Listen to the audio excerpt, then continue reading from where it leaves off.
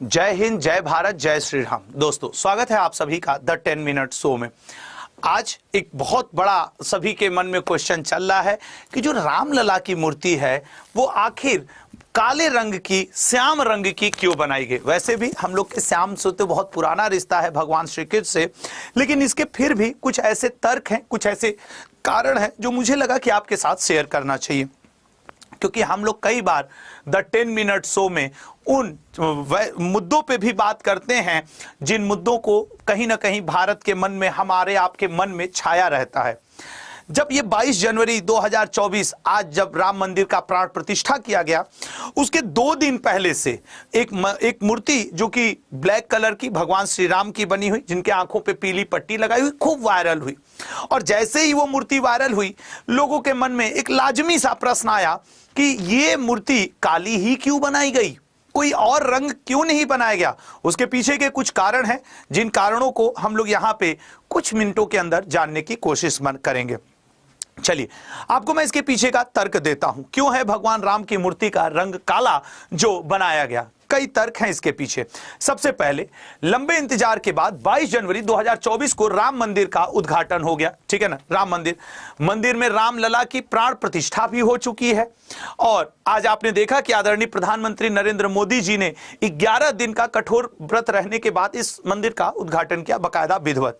मूर्तिकार अरुण योगीराज द्वारा बनाई गई राम मूर्ति की खूब प्रशंसा हो रही है, ठीक है ना।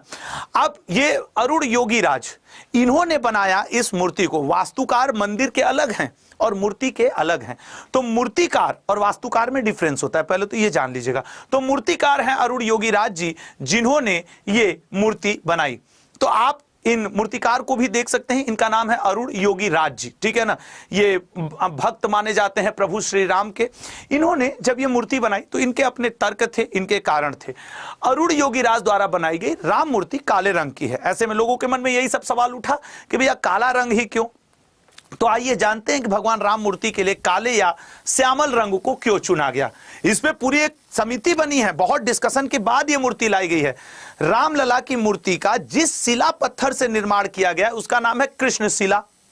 कृष्ण, इस कारण राम भगवान की मूर्ति का रंग काला है। पहला पॉइंट ये जानिए, उस शिला, उस पत्थर का नाम है कृष्ण शिला। दूसरा पॉइंट, राम मूर्ति के लिए चुने गए कृष्ण शिला को पौराणिक कारणों के अलावा वैज्ञानिक कारणों को भी ध्यान में रखकर चुना गया है। ऐसा नहीं है कि सिर्फ एक आध्यात्मिक, एक धार्मिक कारण है कि हमने काले पत्थर को चुना, उसके पीछे वैज्ञानिक कारण भी है। और आप देखते होंगे कि बहुत सारे शिवालय हैं, बहुत सारे हमारे ज्योतिर्लिंग हैं। अब पहले ज्योतिर्लिंग में शिव जी की ज्योतिर्लिंग को टच करते थे पहले के लोग। अब धीरे धीरे आप देखेंगे तो उन मंदिरों में भी मूर्तियों को टच कराना, नहलाना, ये सब रोक दिया गया, क्योंकि कहीं ना कहीं उसका क्षरण हो रहा था, केमिकल रिएक्शन हो रहा था। तो उस बात का भी ध्यान रखा गया कि आने वाले समय में रामलला के साथ ऐसा भी हो सकता है कि एक समय के बाद थोड़ा बहुत मूर्ति पे पर्यावरण का, केमिकल का प्रभाव न पड़े, इसलिए भी इसका ध्यान रखा गया। अच्छा, वैज्ञानिक कारणों का भी ध्यान रखा गया। उसके अलावा आपको बताएं, कृष्ण शिला से बनी राम मूर्ति का जब भी दूध से अभिषेक किया जाएगा तो दूध में पत्थर की वजह से कोई बदलाव नहीं होगा, ठीक है ना। कि दूध, जिस प्रकार हम शिवलिंग को देखते हैं कि भाई उसमें बदलाव सा हम देखते हैं कि दूध खूब चढ़ाया जाता है, तो दूध का कोई केमिकल रिएक्शन उस पर्टिकुलर राम जी की मूर्ति के साथ नहीं होगा। दूध अपने मूल स्वभाव में ही रहेगा और हमारे स्वास्थ्य पर किसी प्रकार का नकारात्मक प्रभाव नहीं डालेगा। ये उसके वैज्ञानिक तर्क हैं, ठीक है ना।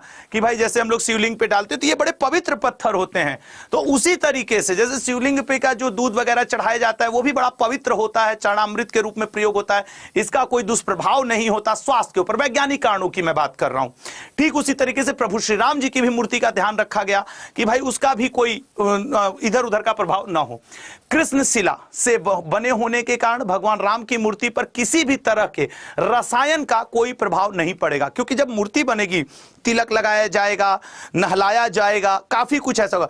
आपको तो मैं ये बता दूं कि आज बड़ा चर्चा में है, आपके एक बहुत ही अच्छा पॉइंट है कि वैज्ञानिकों ने एक ऐसा वहां पे जहां जिस गर्भगृह में रामलला है, सूर्य के साथ लेंस और कांच का प्रयोग करके एक ऐसे चीज, मतलब कि आपके डिवाइस का प्रयोग किया है कि जब रामनवमी के दिन पर्टिकुलर 6 मिनट के लिए भगवान राम के मस्तक पे 6 मिनट तक डायरेक्ट सूर्य की रोशनी आएगी।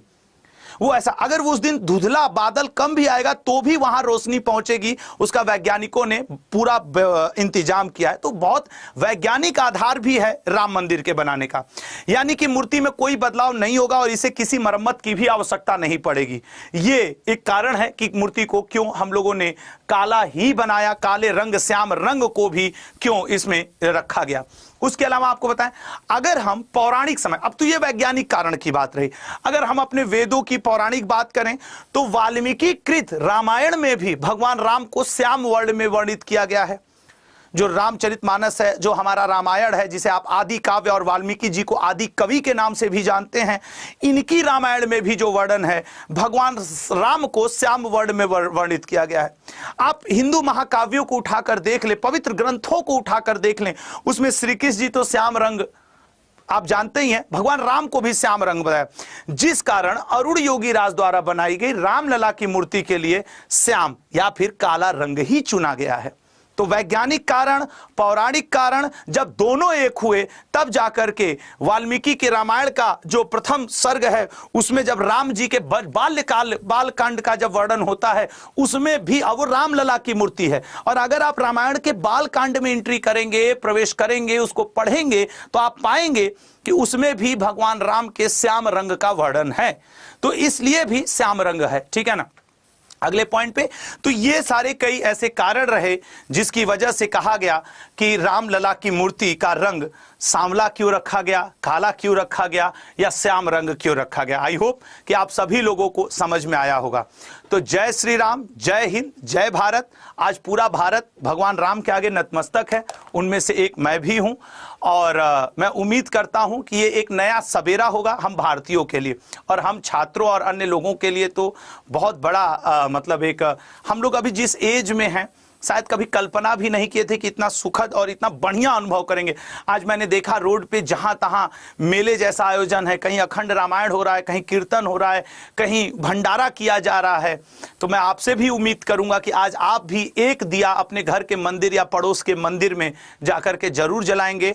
अभी तो 7:39-40 ही हो रहा है, तो एक दिया प्रभु के नाम आज जलाएंगे अपनी अज्ञानता को मिटाने के लिए, ज्ञान के प्रकाश को बढ़ाने के लिए।